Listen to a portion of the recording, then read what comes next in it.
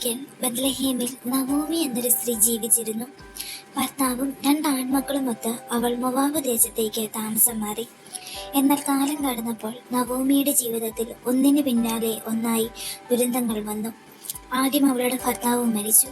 പിന്നീട് അവളുടെ 2 മക്കളും മരിച്ചു. നവോമി ഒറ്റയ്ക്കായി. അവളുടെ കൂടെ ഉണ്ടായിരുന്നത് 2 മരുമക്കളായിരുന്നു, റൂത്തും ഓർപ്പായും. ഒടുവിൽ നവോമി തന്റെ സ്വന്തം നാടായ ബത്ലഹേമിലേക്ക് മടങ്ങാൻ തീരുമാനിച്ചു. അവൾ മരുമക്കളോട് പറഞ്ഞു, നിങ്ങൾ നിങ്ങളുടെ വീടുകളിലേക്ക് മടങ്ങിപ്പോകൂ. നിങ്ങളുടെ ജീവിതം പുതുതായി ആരംഭിക്കൂ. ഓർപ്പ കണ്ണീരോടെ നവോമിയെ യാത്രയാക്കി. പക്ഷേ റൂത്ത്, അവൾക്ക് നവോമിയെ വിട്ടുപോകാൻ മനസ്സ് വന്നില്ല.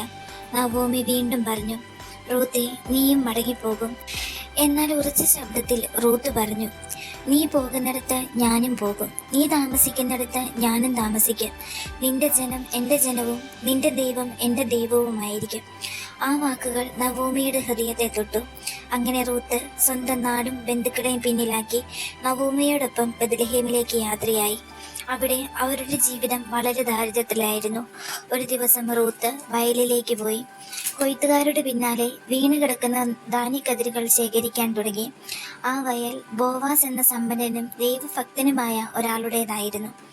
റൂത്തിന്റെ അധ്വാനവും നവോമിയോടുള്ള സ്നേഹവും ബോവാസ് ശ്രദ്ധിച്ചു. അവൻ അവളോട് കരുണ കാണിച്ചു. കാലം കടന്നുപോയി. ബോവാസും റൂത്തും വിവാഹിതരായി. അവരുടെ ജീവിതത്തിൽ ദൈവം പുതിയൊരു അനുഗ്രഹം നൽകി. അവർക്ക് ഒരു മകൻ ജനിച്ചു. അവന്റെ പേര് ഒബേദ്. ഒബേദിന്റെ മകനായിരുന്നു ഈശായി.